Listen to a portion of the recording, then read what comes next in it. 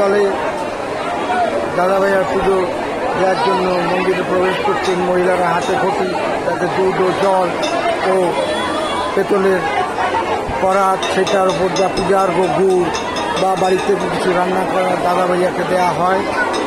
আর অবশ্যই ঢাকা থাকে, আপনারা দেখতে পাচ্ছেন।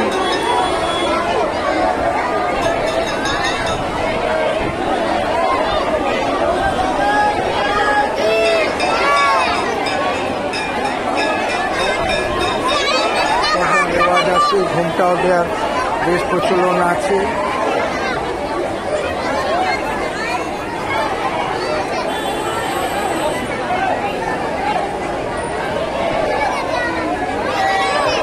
মহিলারা উপোস করে আছে, নিজের পূজার ভোগের জন্য বাড়ি থেকে তৈরি করে আনে। তাছাড়া আখের গুড়, সেটা দাদা ভাইয়াকে দেওয়া হয়।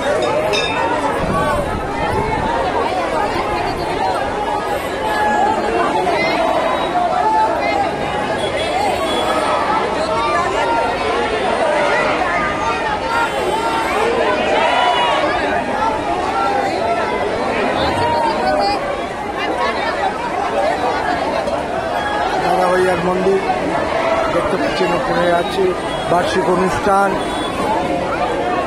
সব মাঝে মাঝে শুনতে পাবেন জয় দাদা ভাইয়া কি, দাদা ভাইয়া খেড়ে কি, এইসব জয়ধ্বনি দেয়া হয়।